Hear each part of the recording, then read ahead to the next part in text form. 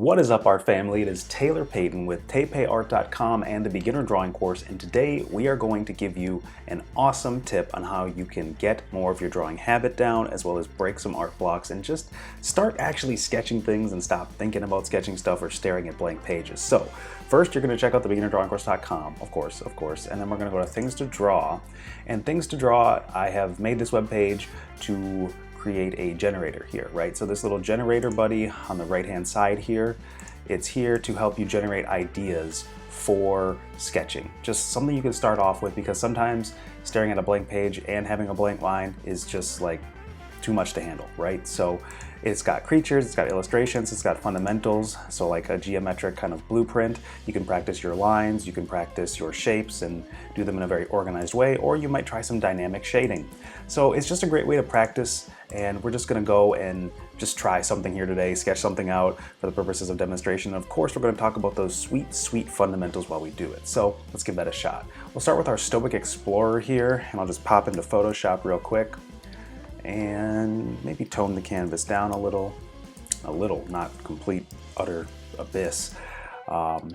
And let's add just a tiny little hue to it because it sparks joy. So I'll do that real quick. And basically in Photoshop, I'm on Mac, so that's Option Delete to do a fill, and that's going to be your 4 color here. What happened with the black, the deep black color, was when I did Command Fill. So you'll see that that's the back color. Option and Command plus Delete will give you that effect. So let's do our Stoic Explorer. I'm just going to write that right here so I remember it. And now we have an idea to work with. So in terms of getting started on a drawing, typically I start with a line of action, which is usually an S shape of some sort, and then I'll kind of pop the head onto that line of action, which is kind of an oval scribble. And then you have your shoulders, you have your hips, and we want them angled for dynamism. This kind of represents the spine, the line of action. Now, you can use it in a more measured way, but I find that as long as you have these general proportions of, a little bit of room for the neck to hit the shoulders and a little bit of room to kind of twist out some torso shapes, you can be in a pretty good place, just as far as sketching your figures goes. We always want to sketch our base figure in before we get too crazy. So then we got to obviously shoot off some limbs here, and those are going to have to balance out. So the center of gravity is always going to be based on the pelvis right here. So you want to make sure that as the center of gravity goes down, and you offset it by either, having the shoulders and head way out here from the center of gravity, you're going to have the limbs balance that out somehow. So we'll do that with the pose. I talk about all this stuff in the character drawing course and the beginner drawing course, and even on this channel with poses. There's a couple pose videos on the YouTube channel. If you're watching this on like TikTok in a short or something, then check out the YouTube. All right, so just again, we're trying to get our pose down first and foremost. A Stoic Explorer. This isn't a very stoic pose really, so I actually might just reset it. So enjoy the tiny pose tutorial. I think something stoic is a little more, just, what's the word? A little less leaned back, if you will. And as I'm striking these two lines, I'm always thinking about not only the positioning of the shoulders and torso, but the positioning of the body in general. So maybe the Stoic Explorer is like looking over their shoulder and the neck comes down here, and these are kind of the shoulder lines. And then we'll have the back leaning down into the butt or the gluteus, whatever you want to call it. It's like the hips and the butt area. And I guess we can make it a female Stoic Explorer. And so she's kind of looking over her shoulder. It's kind of a masculine head shape already, so I'm gonna kind of feminize it a little bit as well as the neck. So there we go with that. She can't turn around quite so much, so I'm fixing all these problems early on. I'll draw on the forms just to make sure I know how my perspective is gonna go and how my body's gonna line up.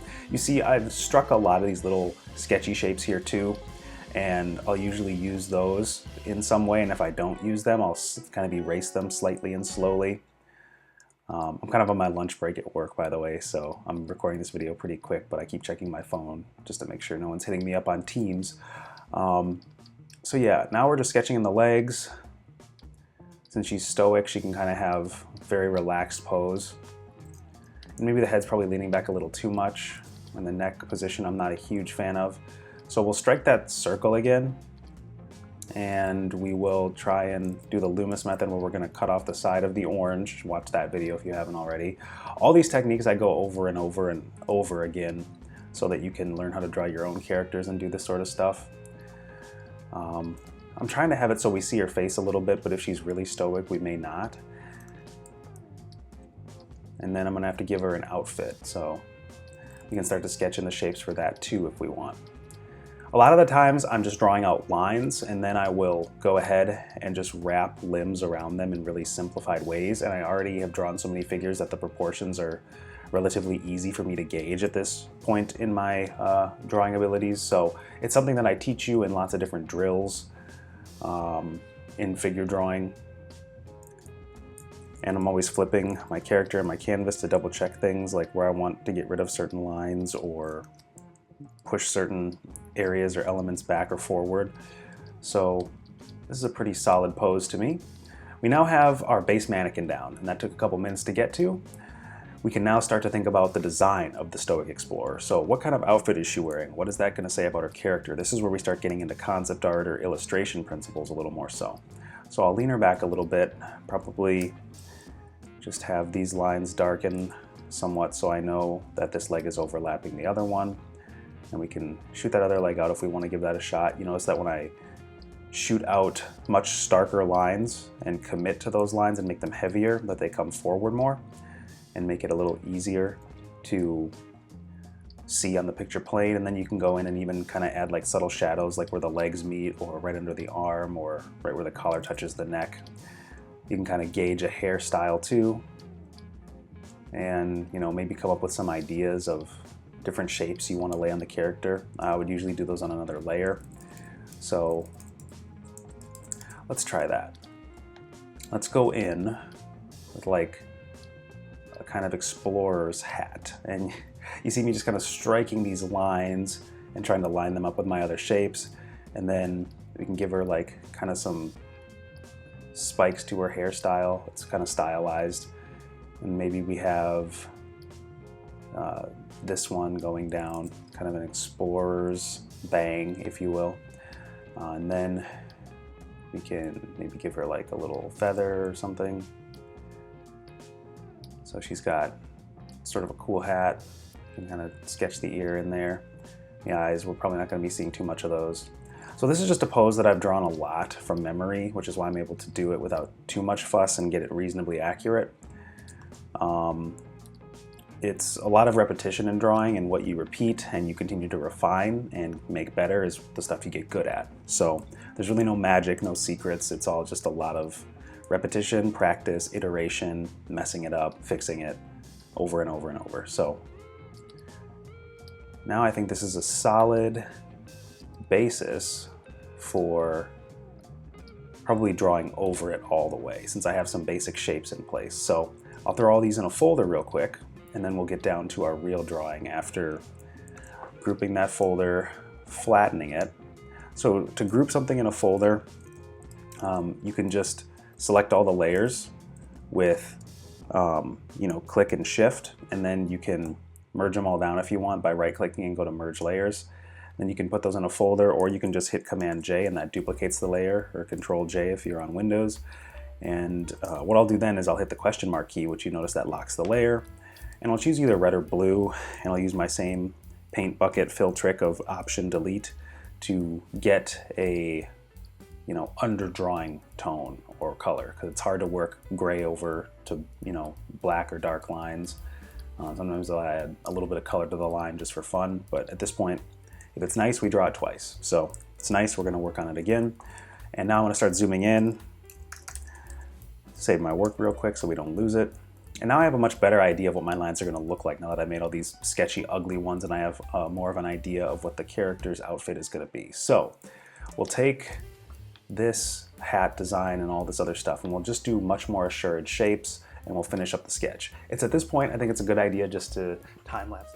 Alright, as we fade videotape out there and go into time-lapse mode, I'm basically just redrawing the drawing. Again, if you're a returning subscriber to this channel, you've seen me do this so many times. It is just a great way to have a cleaner drawing. And even though this one goes a little wild on me as I progress and get to the end of the drawing, which took about an hour and 20 minutes, it still ends up being a better way of drawing than just working on the same base drawing, because that's even more mess to clean up. So actually, let's check in real quick. All right, so we made it this far. I just got off a call with somebody on the sales team at work. So again, I'm working remote today. It's my lunch, but I'm filling the CRM, or the customer management system, with people for sales to call, and sometimes the data's not right. So just got to work on that, just like we work on our drawing. Yeah, so aside from that brief interlude regarding, life coming up as I'm trying to draw here, I just want to mention that if you don't have a lot of time to draw, it's still really smart to just always have a sketchbook with you, or use something like an idea generator to have ideas at the ready, because you might just end up not doing it at all for days, weeks, months, or even years if you don't have little hacks, little things you can do to get yourself back in the habit to create more of those drawing X's on your calendar and not break that chain. So as you can see here, the drawing is kind of evolving, adding some background elements, changing some of the design features, and just zooming in, zooming out to try and have a good idea of how things are going. She wasn't looking quite stoic enough to me, so I decided I was going to go ahead and create just a lot more of that stoicism through the pose. Like, she's just looking forward. She might, I have that little smirk there, but it got me drawing basically. So as I go in here with a little, bits of adjustments and being more picky about it, as I'm just kind of evolving the character design and the overall sketch, or semi-illustration, it just goes to show you that you can just get very far off of one little idea. So again, it took about an hour and 20 minutes, give or take. Here is where we landed after generating our idea and using those fundamentals of building characters, drawing on the forms, using multiple drawings, and all that good stuff, character design principles, all things I teach in the Ultimate Beginner Drawing course, which includes all my courses. If you want to check that out, support the channel, feel free to go to thebeginnerdrawingcourse.com, try the free lessons, or just grab the course and enroll. If you get the Diamond Feedback Edition, I'm happy to give you feedback on your art to help you take it to the next level, because it can be scary trying to navigate this whole, teaching yourself to draw thing, and if I can help, then I definitely will. So thanks for watching. Feel free to subscribe, share the video across different social media channels or with your friends or whoever. It really helps everything grow and helps the art community grow. So thank you very much. We'll see you in the next one. Take care and happy drawing.